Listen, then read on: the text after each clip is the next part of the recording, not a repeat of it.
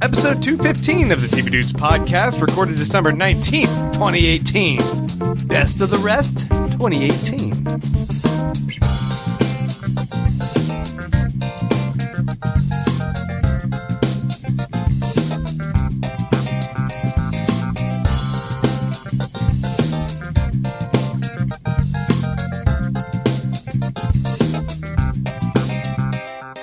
Did I say 2019? No, you said 2018. It doesn't matter. We're almost in 2019. Yeah, it's almost there. Okay, good. Yeah, ballpark. You know, I wasn't going to include this part on the episode, but at this point, we're into it. Yeah. It's happening. Yeah. I don't like editing too much, so... And here's the thing. This is our final episode of the year. So who gives a fuck? So in a way, it is the 2019 I episode. should. We're doing an episode right now? Yeah, this is an episode. Guys, we're phoning this one in. This is just all the refuse. This is the Danny DeVito to Arnold Schwarzenegger of episodes. You know, Hello, It's the millennials. afterbirth. you know how at the end of the semester you've got like one week before finals. You're just like still have to take classes, but like you're not really there. Like you've already got your grade. Yeah. You're not. You're We're just coasting. You're coasting. You're mostly just thinking about like I'm gonna go drink tonight. Like that's where we're at. This is the last week of summer or the last week of school. It's a fake time. Who's the cool professor in like that last season of Community?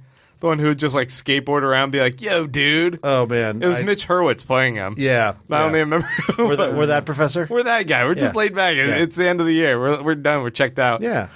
Folks, this week we are going to be discussing some of these shows that were the best of the year that did not quite make it into our top 10. So the riffraff, the refuse, the scraps, if you will. But no, the top 20. It's the long tail. the best of the rest. Here's the thing. When I do my spreadsheets, Mm-hmm. as I like to do, I then put together a list of stuff that we all liked that made like our personal top 10s, but didn't make the group top 10. Mm-hmm. And so these all were in somebody's top 10. Yes. And then the plan was all five of the TV dudes will gather, and we will each advocate for our particular shows that we picked and talk about why we liked them and why they made our personal top 10. And then Les and Kyle bailed on us to go. I don't know what they went. I don't know what they went to do. I think they're just cuddling together and watching movies. Yeah, that makes sense. Yeah. Love Actually time. Yeah. Yeah. So instead, we're going to ignore their picks and talk about ours. Yeah. We're the TV dudes. I'm Grant. I'm Randy. I am Mike. And yeah, we have our 3 picks at least per each of us that we're going to be discussing of shows that we wanted to include in our top 10. But it's funny looking at this list because we'll go ahead and mention what Les's and Kyle's were when we kind of come to it. Mm-hmm. But I was looking at this, and Randy, you and I have been doing this podcast for years now. So long. We're coming up on a decade soon. Yeah. Not like this next year, but a couple of years from now. And when I look at Kyle's list, I'm like, Kyle's like the new Greg. Yeah. Kyle watches Isn't he? weird shit. When it's like, oh, like Greg would always have some like Real Housewives would be on Yeah. the list or some shit Yeah. like that. I'm like, Yeah. why is that on your top 10 Yeah. list? What do you have this one weird category that makes your top list Yep. that no one else has? Yeah. When you guys were doing your list of like the best shows of the aughts or something a Yeah, while back, yeah. He was like writing really hard for Bosch. Yeah. I was like, what's happening? Oh my god, Greg would have been right there with That's such him. a Greg thing. Yeah, Greg Yeah. would totally have been like Bosch is one of the best shows of the 20th century. Yeah, it was You guys Greg gotta who was check writing out for that. Mozart in the Jungle or just some Amazon show that no one else likes. Yeah, so how are we going to do this? I think that maybe we could just kind of go round robin with one pick each Yeah. and discuss it, and we'll just toss out whatever Lesser Kyle's was as we come to it. But let's go ahead and start with you, Randy. What was your number one pick that you wanted on that top 10 list and didn't make it? Star Trek Discovery was on that list, which I was shocked because I'm in a room with two guys who do a Discovery podcast, Right. and it didn't make either of your top 10. There are at better all. things. There are better things. But here's the thing. I could argue that Star Trek. Grant had a good argument for it, which is basically Star Trek Discovery was mostly net. Like there was 9 episodes last year, 6 episodes this year. He didn't feel like you should really include the show again. I already had it on my top 10 last year, and I'm not going to double it up 2 years in a row for one season. And I will, because I will argue, for one thing, that 9-episode season ends with them stranded possibly in the Mirror Universe. We don't know. And then those 6 episodes were all Mirror Universe. So it's essentially a second season. It's just a British second season. It does play like it's a whole new storyline, kind of playing off of what was set up in the first storyline. And I loved Discovery. I was so in love with Discovery. And I thought the Mirror Universe stuff was so well done that it was definitely some of my favorite TV that I watched this year. So I definitely want to put that in there again, even though it was my best new show of last year. Like it's a show that I love. But is it also your best new show of this year then? No, it's this year. It's the best continuing show. It can't be a best new show. It was on my list last year. It's on my long list this year. Yeah. Okay. Fair. Not in my top 10. All right. Yeah. I mean, I thought Star Trek Discovery was fantastic. I had a great time on our Star Trek Discovery podcast discussing it. Yep. And I mean, when I think about how exciting, though, the first half was, I think I liked that a little bit more than the Mirror Universe part because interesting. It felt like it kind of slipped into a show within a show a little bit for me, like where a lot of like Trekkie nerds are like familiar with the Mirror Universe stuff, but I was kind of like, this is another sub layer going on. So yeah, I think that part I just felt a little bit outside of a click. That makes while sense. Watching the show. That makes sense. But I still enjoyed it. It just I felt like I was part of the discovery of this new world for the first half. Yeah, I get that. I have enough Star Trek fandom. I'm not like a huge Star. I'm no Clyde. Right. But right. I have enough fandom for Star Trek that I liked sliding a little more into Star Trek-y stuff. You haven't gotten into writing sexual fanfic about Star Trek like Clyde? You know what? Maybe I am Clyde. Which Clyde does not actually do that, but we like to tease him. Yes, you like to tease him about it. And by the way, yes, he does. Yep. I've seen it.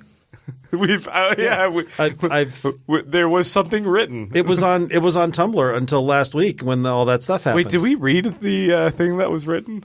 That might be on the Lost episode by Hyde Claims. Oh yeah, Hyde Claims. Oh my god! I think that was a Lost episode, which we might maybe we'll put out. A particular someone put a lot of time and effort into writing that, so I feel like maybe we should revisit it. Okay, Mike, you want to go next? Yeah, I want to talk about the Marvelous Mrs. Maisel season 2, which I think maybe a lot of us forgot or didn't think about putting in our top 10 because it just dropped like 2-3 weeks ago, right? Really late in the year, but this is Amy Sherman Palladino's new show, second season. Of course, Amy Sherman Palladino, the creator of Gilmore Girls and Bunheads. Season 2, I love the confidence of this show. You know, it's kind of like how we praised Better Call Saul in our previous episode, just the art direction, the performances. It's just such a theatrical piece. It's a period piece. It takes place in the late 50s in New York, and they even go outside of New York. They go to Paris this year. It is just such a beautifully visually realized show. And not just that, it's always extremely entertaining. It tells a great story with a very specific and compelling theme. It's all about season 2. The lead character, Midge Maisel, played brilliantly by Rachel Brosnahan. In the first season, she's kind of not ascending to stardom, but learning how to be a stand-up comic and finding some success in that. And season 2 really tells a story about the burden of success, the things she has to give up, and even the compromised life she has to live when seeking out what she really wants to do with her life. And I thought that theme was really portrayed really well, not just with her, but with the reactions of her family. I think a lot of the side characters got a lot more to do this season, especially the father, played by Oh, I'm blanking. Tony Shalhoub. Tony Shalhoub. He got. I mean, I think he was not wasted, but he didn't get a lot of screen time in the first season, and they totally made good on that this season. He was such a big part of the show this season, and it's been renewed. I think at least for one more season, maybe two more. I think Amazon is really behind this show, and there's good reason for it. It's one of the best shows of the year. All right. Another blind spot for me. I really need to go back and watch it. You haven't seen it? I like it. I don't like it as much. It's in further down on my list. I thought it was great, but it did not quite rise to top 10 for me. But it is a fantastic show. I was looking at our top 10 and what my top 10 was, and I was 8 for 10 as far as my picks. I think I'm able to straddle that mainstream line of like I don't like too much outside the box. Outside of the TV Dudes box, I guess. Right. But one of them that didn't make the top 10 that I love is the show Love, Season 3. This was the final season. I really like that. On Netflix. And I was just so invested in these 3 to 4 characters. I mean, primarily in Gus and Mickey. I was like, it starts with an M, but not also Madge. Birdie. Exactly. It's like maybe 3 characters, I would say, main characters. But the relationship really evolved and really matured. And it's funny when I hear you guys talk about what's that show you love on FX? You're the Worst? Yeah.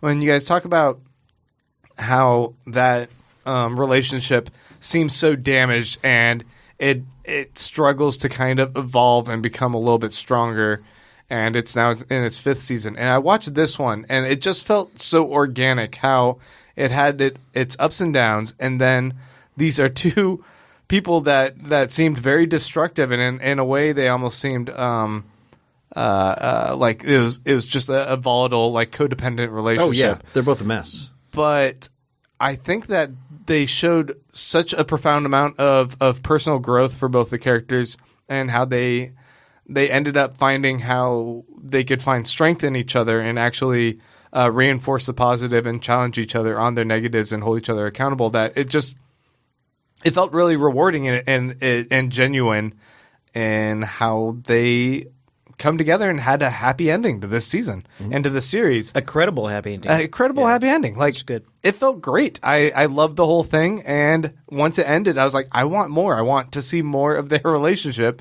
and of this world that they built, and of Mike, the crazy ex-boyfriend of Birdie. No, Randy.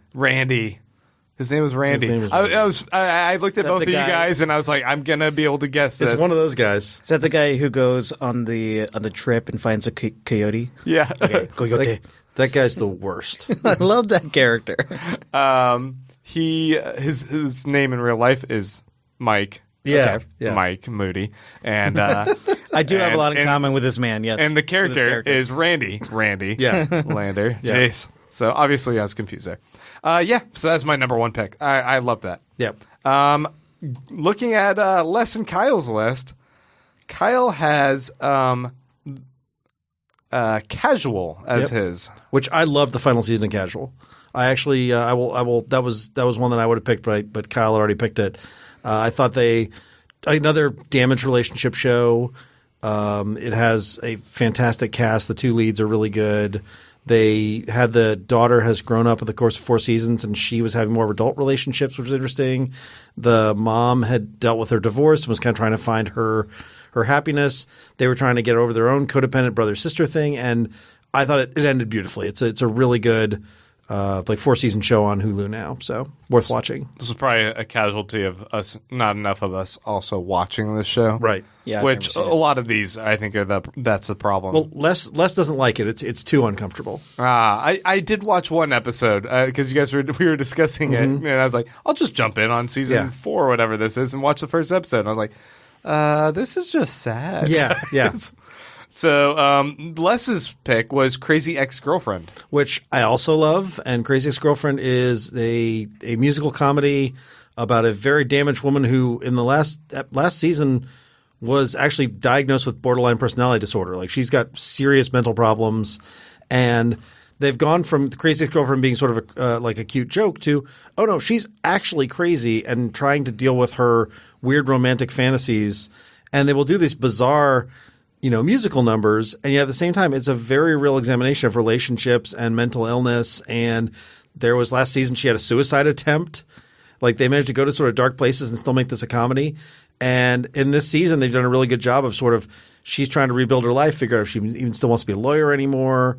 Her friends are all moving on without her and having kids and all this kind of thing. And it's a really interesting sort of ensemble cast that is bizarre and weird and super well done. So Is the name of this show terrible?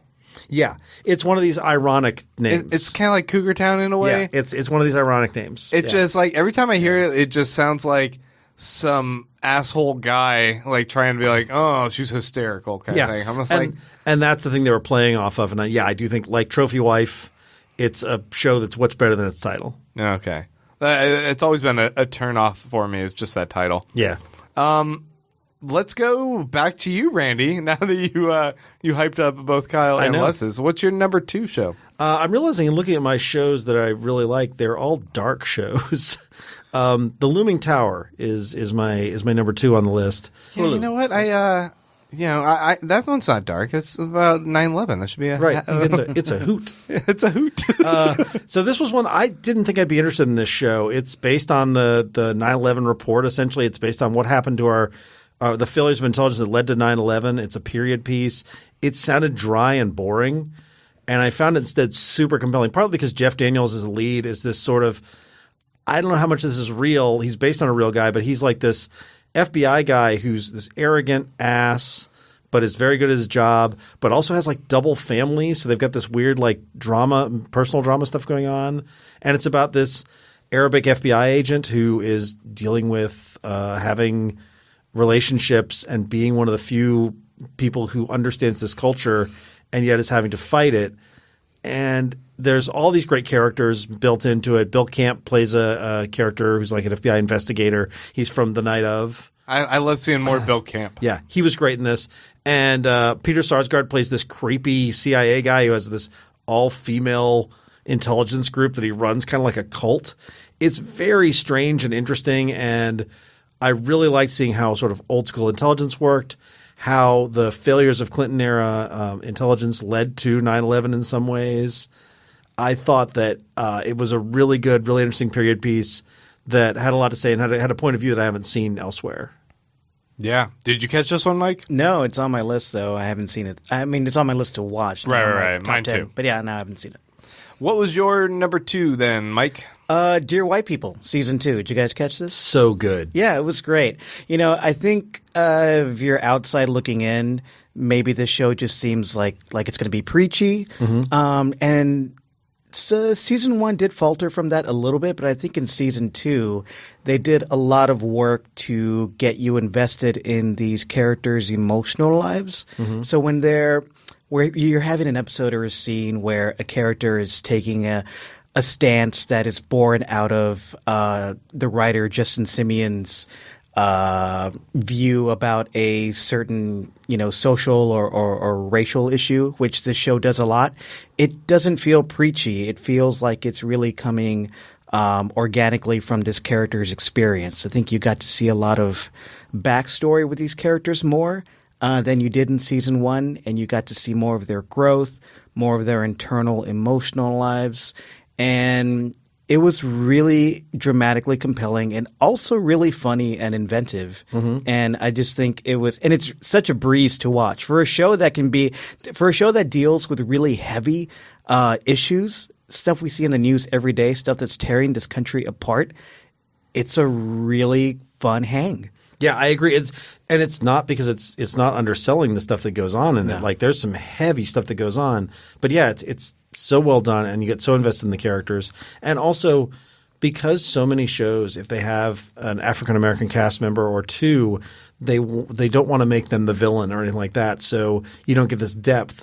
Whereas this is such a predominantly African American cast, everyone gets a little more shade. Everybody gets a little more character work, and you can have characters who have flaws and that kind of thing. And I think it does something that very few other shows do. And like you say, it's super fun to watch. For my second pick, I'm going to go with BoJack Horseman season 5. Speaking of dark. Yeah, oh yeah. Very dark, but the continually expanding world of BoJack Horseman both explores how a lot of people deal with deep depression in various ways, but also just fame and Hollywood culture and trying to make it and trying to figure out yourself and trying to go through recovery and become a better person, backsliding, all of it is explored through the lens of cartoon animal characters. Yeah, and also like asexuality and wanting to have a baby late in life and like all these other things. As you say, interesting stuff explored through animal hybrid characters. It's just fantastic how densely they lace the jokes and how they will have a big payoff for certain things. I mean, Todd's character is such hilarious comedic relief, but then they'll have some really heavy stuff happen with him.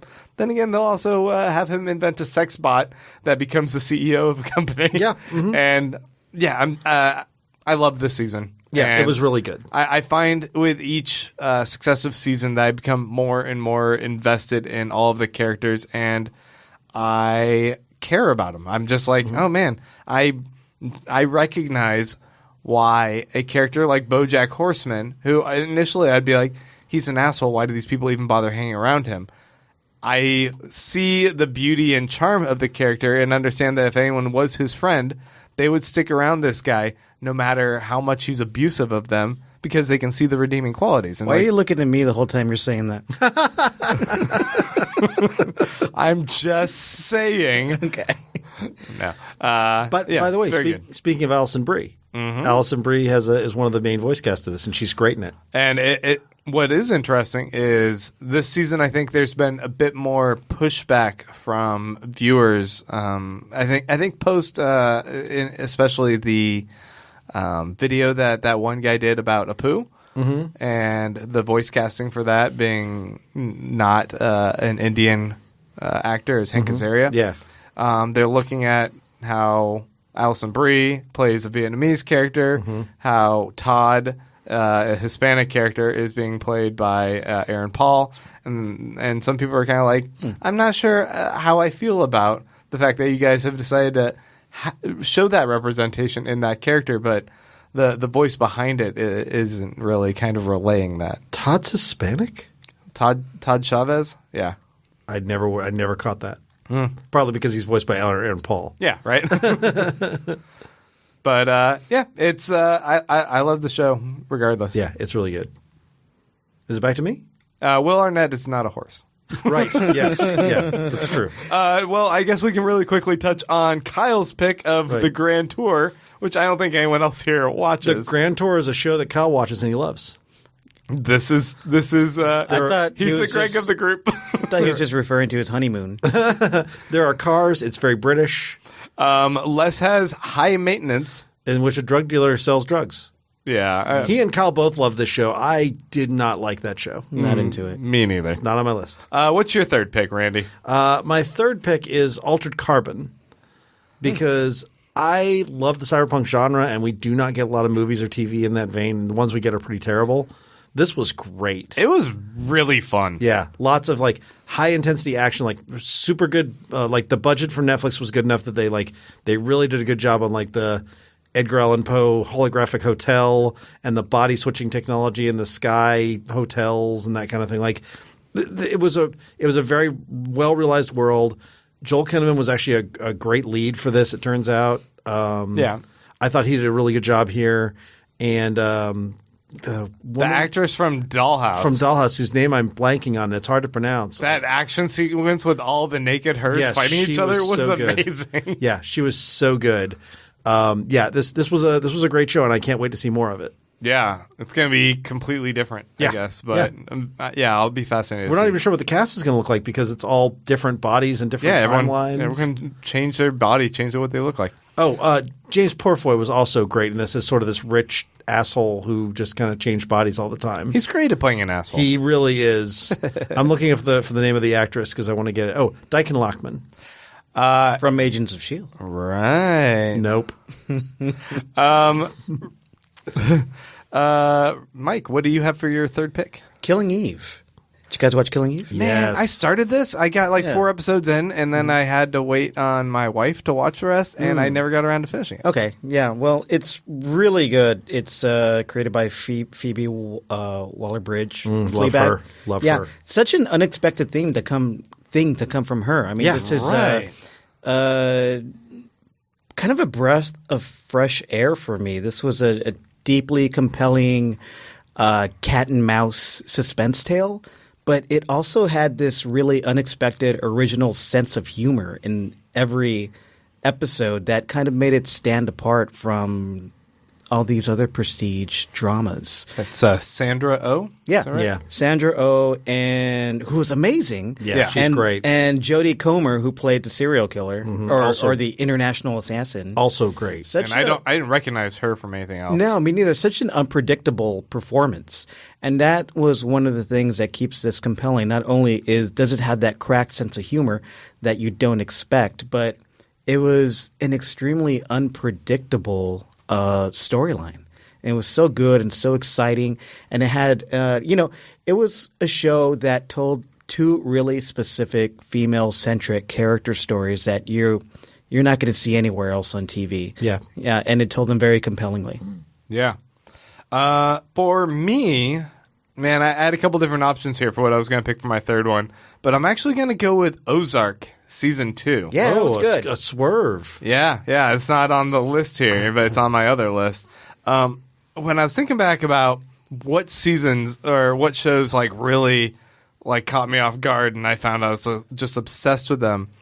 Ozark, man, talk about a show that doesn't let you breathe at all. It just introduces tension and then ratchets up tension and ratchets up tension and ratchets up tension. And suddenly I'm just gripping the arms of my chair and just going, fuck, have some comedic relief or anything. I don't know how you guys keep doing this. It reminds me of what they would do with The Shield or Breaking Bad, except there would be moments of levity there, and there's none here. So it's one of those shows that I binged through. And I'm like, this is great, but also the problem for me is how intense it is. And I'm like, man, these people, how could anyone go through this in real life? If me, myself, I'm a wreck just watching it. It stretches credibility a bit, but it's still really fun to watch. Right. So anyway, of my shows, I wanted to put that one as my third pick. Les had for his third pick Counterpart. And this is on its second season. We just talked about this last week, so I guess you 2 weeks ago. Was it 2 weeks ago? Well, when they hear this episode, it will be 2 weeks ago. 2 weeks ago. Wink. Weird time travel. But we talked about that, so you could hear Les's thoughts directly from there. But yeah, I don't know. I don't know if this one resonates with the rest of us as much as it's it a does show. for It's Les. on Stars. Yeah. Kyle picked Daredevil season 3, and this was another one that was on my list at least. I thought this third season was kind of excellent with the return of Wilson Fisk, the evolution of the new villain Bullseye, and a really fascinating take on how they did the origin stories for him. And then, I mean, there's this heavy mopiness about Daredevil, who's just racked with guilt all the time. That can become a little bit tedious. But I still think like the payoff and the fight sequences and having the focus of a single villain instead of a bunch of faceless ninjas that are just not interesting for the first 2 seasons. I like this one a lot more. Yeah, this was a really good take on Bullseye. It felt really credible. It felt like, okay, this is how a sociopath is made. You know, Right. It was really well done, and not just that. I mean, even though Charlie Cox is the lead of the show, I don't think he gets enough credit for really rooting that character in humanity and doing a really great job. So I thought he was great. It's sad that the show didn't get renewed, and who knows, there's all this politics. this corporate politics of why it didn't get renewed. There's some hope that it might show up in Disney Plus. I really hope it does. This season was really strong. Didn't make my top 10, but it's definitely on my long list. Right. I also like that they didn't just squander the characters of Foggy and Karen. I even liked that one-off episode with Karen. That was good. Right. I wasn't sure at first, but then I was like, no, this is actually pretty interesting. It was a strong story. A little bit of a stretch that she was that crazy rebellious young kid. Right. But yeah, I liked it. Is there any other shows that we want to do like a little bit of a quick pickup on? The only thing that we didn't touch on that was on everybody's list was Homecoming. We were going to mention. Yeah, I really liked Homecoming, and it's not because I do a Mr. Robot podcast and I'm in the can for Sam Esmail, who ran this show, but I was a big fan of that podcast. I thought it translated really well to the screen. I thought Sam Esmail does a lot of riffs on Hitchcock, but I think with this show, he kind of built on what Hitchcock did in terms of creating visuals, just creating suspense just out of some really canny visuals. I liked the short runtime. I thought all the performances were spot on, and I didn't expect it to be this good. I liked it a lot. Grant, you had two more on your list. I don't know if you want to run them down real quick. Yeah, I mean, Jack Ryan was another one that I found pretty remarkable, but I think I just have a big broner for John Krasinski. I get that. Yeah, I'm like, man, put a beard on you, even sexier, dude.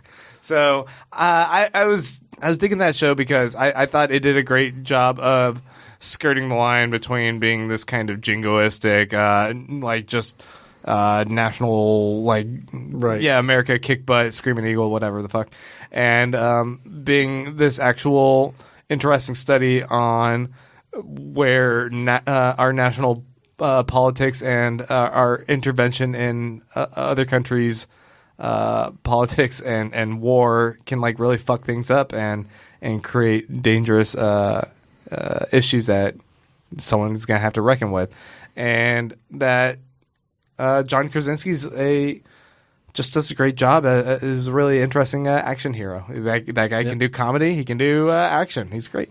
And Wendell Pierce is great as Greer in that too. Wendell Pierce is just amazing. Did Krasinski direct any of these episodes? I don't think he did, but I'm not know. sure. Yeah. But I finally saw A Quiet Place. Yeah, and then I immediately went and watched it again. It was so good. Yeah. Shit, that guy. And then the other one was Everything Sucks, and I'm guessing this was included on my list because Les must have rated it really highly as well. I did too. You did too? I really liked it. Yeah, I'm a 90s kid, and this really resonated with me so much so that I found myself crying in most of the episodes. I was these characters.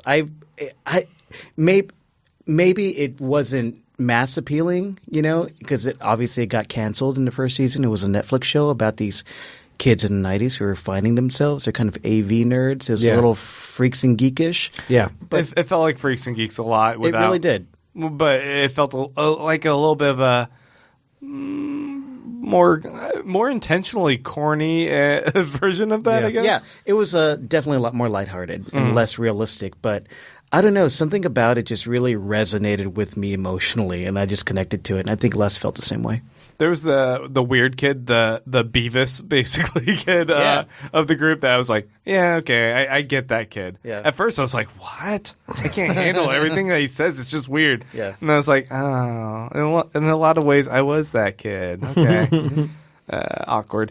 But yeah, I agree. I liked that show. I thought it was kind of cute and quirky, but I never thought it was great. Mm-hmm. So when I heard that it was canceled, I was like, I get it. Right. Yeah.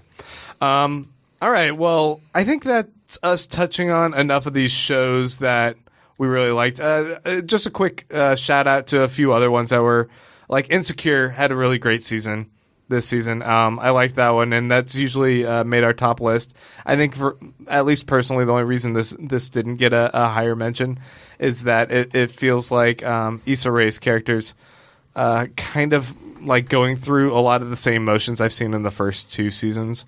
So it's kind of I want something else to kind of evolve for her and her friends in this show. The other two I'd mention are both zombie shows. iZombie and Santa Clarita Diet are both fun takes on the zombie genre, and I like both of those. And also Crashing and Atypical. I really like both of those shows. Yeah, Crashing. The only other thing I can think of is Chilling Adventures of Sabrina, which would be on my long list, probably at the bottom of it, but it's still really fun. It's fun. Late entry in the year, but it looked beautiful, fun performances, just a good time. Oh, and I also wanted to just at least mention Legion Season 2 because visually completely stunning. This one just ran a little long and wasn't as cohesive as that first season, which already was another one of those problematic cerebral shows. But second season just became a little bit like too bonkers for me, and I was like, as much as I love this, I can't really put it on my top list. Same, yeah. Yeah. Did anybody watch the new She-Ra? No, I've heard it's good. I watched the first episode or episode or two. I was like, that was good. I like and Hilda. I like those two animations. Okay, yeah. Burn through all of She-Ra probably like in a couple days. I highly recommend it. All right, cool. Okay, well, that's it. We're going to go ahead and take a quick break, and we'll be back with a few listener questions.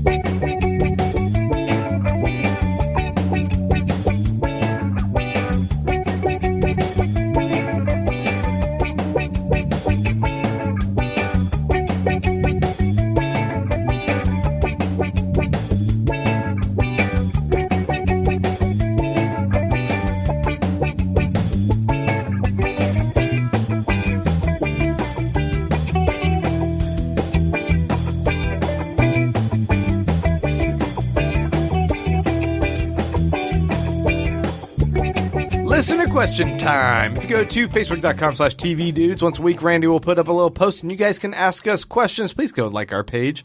And please like us. Please clap. Yes, please clap. Being a little Jeb Bush there. We have a few questions that were asked on our Christmas episode that we didn't get around to, so I'm going to read them here for us. First one comes to us from Mike Moody, who says, "You like a more eggnog?" You like more eggnog? Mike, this is enough of this. All right. We love eggnog. You know this about us now. I do. Jonathan Hapt Michael says, "Hi, dudes. Everyone loves worst of the year or best of the year lists. But what about average or forgotten shows? What is the most medium show of 2018? What is the most unremarkable show, guys?" Let me jump down to the 60s of my list, the bottom of the stuff. Pull out the Excel spreadsheet here. The Gifted is a solid medium show. Nothing wrong with it. Perfectly solid X-Men outing. If it wasn't on, no one would care. It's fine. Yeah, it's fine. Nailed it. It's fine. Yeah. I now see the value of you having a 1 through 60 list. See? There you go. Zach McLernan says, "Hey, my honorable TV dudes, as I finish watching the final season of Voltron, I'm reminded that 2019 will be the year of many long-running shows ending. Specifically Game of Thrones, Archer, Crazy Ex-Girlfriend, You're the Worst, Mr. Robot, Beep, and Unbreakable Kimmy Schmidt. Further, as I watch Voltron's final episode, I am also reminded that while our expectations for a finale may be high, it often will not satisfy every hope and may even turn into a hot mess of pretentious nonsense garbage. Such as the endings of..." Oh, come on, dude. Say Lost. Such as the endings of Lost and Dexter. And then he says, "Come at me, Grant." He's wrong. As we come upon what could be one of the most momentous years in modern television history, has there ever been a series finale in your estimation that was perfect? And if so, what was it and why? Further, of the other shows ending this year, which do you think has the highest potential for being a Damien Lindelof-esque train wreck that leaves fans screaming at the appalling scar it leaves on humanity? Grant. He's just trolling me. He's just trolling you. I'm surprised he didn't throw in the Leftovers in there, too. Oh, man. I mean, speaking of, the Leftovers finale is definitely one of those that I think that final episode is flawless. Yeah. I would go with The Shield. The Shield is, to my mind, the best finale of any television show. Yeah. Don't you mean Sons of Anarchy? No, I do not. Jesus pose on the motorcycle? Yeah. I'm going to go with the oldie, the end of Joss Whedon's Angel. Oh, that's such a good finale. The entire series was just about the fight and about redemption, and Yep. it ends right in the middle of a redemptive fight. It's yeah. perfect. Oh man, that is such a great finale. Yeah. Yeah, it's really, really good. You know, I usually try and say 6 Feet Under, but that's really not for the final episode. It's for the final scene of the final episode. Okay. Yeah. The final sequence, rather. The final episode itself is okay, Yeah. but yeah, what's powerful is the very end of that. Right. But the Shield all the way through that episode is just like, holy shit. I'll also point to Cheers as one of the great finales of all times. Yeah. I think there's one more question. But to his other question about what show I think could really fuck up their ending, I don't think they're going to, but I'm a little nervous about Game of Thrones. That they're going to try and throw too much out and do some unsatisfying ending. Like, I'm not sure he'll end that show. yeah. And clearly, George R. R. Martin doesn't know how to end it because he hasn't been able to write the books. Well, I would say the fact that I'm already a little bit falling out of love with Game of Thrones because of their deviations from the tone established by George R. R. Martin in this last season has me nervous as well. It's turning more into a TV show. Yeah, it just seems like they're just going, here's what let's just give fans some satisfying kind of turns of sequence. I'm like, no, you're supposed to break our hearts. You're not supposed to have us cheering, you jerks. And I was okay with this with the change to cheering. I know. Okay, a couple more questions here. Our buddy Paul Mampilli says, do you guys use VPN to watch TV shows from other countries? No. We don't watch shows from other countries. No. Who has time for shows from other countries? There are shows I would love to watch, but I don't have time to set up a VPN. They put all those on Hulu. Yeah, I mean, we get them eventually over here. Yeah, they BBC call them Hulu. America They or call them whatever. Hulu Originals. Yeah. Daniel Uvaldo's got our last question of the year. He says, Randy is wrong about Daredevil season 3. I'll let you address that. Okay. Go ahead. I don't remember what I said about Daredevil season 0 other than I wasn't going to watch it. You said Daredevil season 3 is a DC show. No, I don't know what you said. I mean, all I think I said about Daredevil season 3 was that I was done with the Marvel Netflix stuff, and I still think that's true. Although the praise for it is starting to make me think if I can find some time to work in 13 episodes? Is it 13 episodes? Yeah. God damn it, Netflix. Yeah.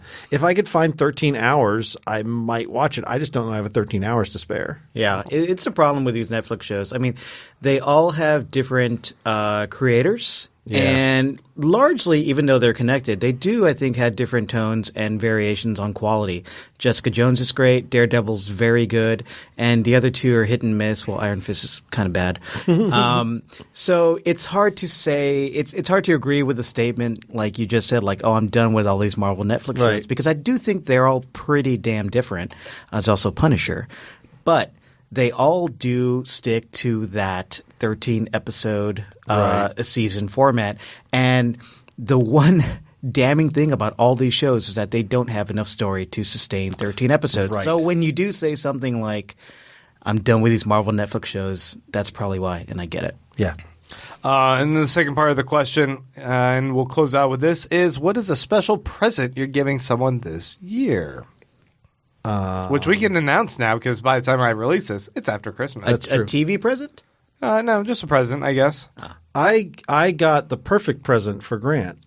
We had a Austin Books has a Guzu gallery where they had a show that was it called Click? Yeah, I think so. And it was all art based around TV shows. And so I went down there, happened to go down there and take a look around. And I'm like, oh, they've got a Good Place print. And so I bought this Good Place print. And I was like, you know what? I'm going to get this for Grant. And I was like, you know what? I like this. I'm going to keep it. So Grant shows up to the recording tonight, and he's got a print in his hand, and it's the right size. And I'm like, he holds it out, and I'm like, oh, did you get one of those? He's like, yeah, I got it for you. And I'm like, I already got one. So we each bought the same Christmas present. We each bought you the same gift. It's just that Grant was going to give mine to me, and I had already decided selfishly to steal mine away. So does this mean I'm getting one? I got you something, Mike. Oh, thank you. And then for me, my brother-in-law really liked this painting I had made of this. It's this mushroom that's it's got teeth and fangs, and it's like got its mouth open. And it was initially going to be it's supposed to be this Mario Brothers mushroom, and Mario's supposed to be facing off like a little Mario giant mushroom, whatever thing. But I never painted Mario into it, and I don't like the painting. It's really big. And it's hanging in my kitchen because my wife likes it, and he loves it. And he's like, "Man, I really like that painting." I was like, "You can have it," and my wife won't allow him to have it because for some weird ass reason she likes this painting. It's an ugly painting. Anyway, so he asked me if I'd paint him one, so I paint him something. So I asked him what did he like about that, and I think he liked the psychedelic aspect of it, psychedelic fantasy, I guess. So I'm currently painting. I just started drawing, and I made Castle Grayskull. But then I went, what if Castle Grayskull was transformed into a squid that was Castle Grayskull? So it's Castle Grayskull with a big squid head and tentacles, and it's all dark and dreary looking, and it's going to have He-Man approaching it to do battle with Castle Grayskull. Nice. So I'm painting that for him. I can't beat those. Let's just end it there. All right, guys, we're going to wrap it up. We are done for the year, and we will see you guys in 2019 with all sorts of new crazy episodes. We look forward to it, and want to thank you guys for sticking with us and supporting us through the year. We will be back, and until then, TV Dudes out.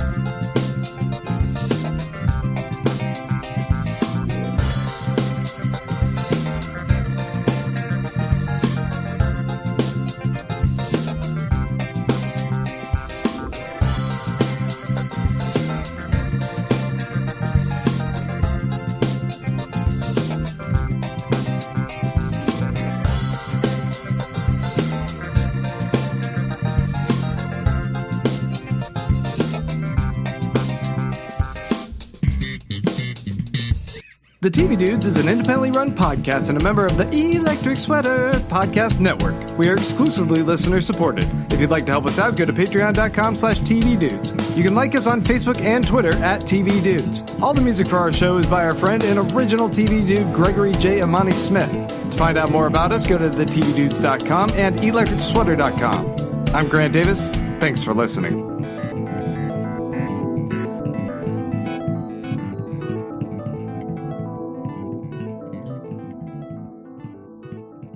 The Good Place, Star Trek Discovery, Better Call Saul, Haunting of Hill House, The Looming Tower, Westworld, Altered Carbon, Atlanta, Cobra Kai, Glow, BoJack Horseman, iZombie, Santa Clarita Diet, Last Week with John Oliver, Insecure, Crashing, Atypical, Legion, It's Always Sunny in Philadelphia, Crazy Ex-Girlfriend, Dear White People, Casual, Love, Marvelous Mrs. Maisel, The Dragon Prince, Unbreakable Kimmy Schmidt, Silicon Valley, Barry, Trial and Error, Brooklyn Nine-Nine, American Vandal, Maniac, The Deuce, Chilling Adventures of Sabrina, Killing Eve, Orange is the New Black, Kessel Rock, My Next Guest Needs No Introduction, Patriot Act with Hassan Minaj, Black Mirror, Evil Genius, Little Drummer Girl, Mosaic, The Mick, AP Bio, Timeless, Sharp Objects, Counterpart, Travelers, Homecoming, Hard Sun, Everything Sucks, Kidding, The Handmaid's Tale, Ozark, The Gifted, Black Lightning, Cloak and Dagger, Luke Cage, Impulse, and Good Girls.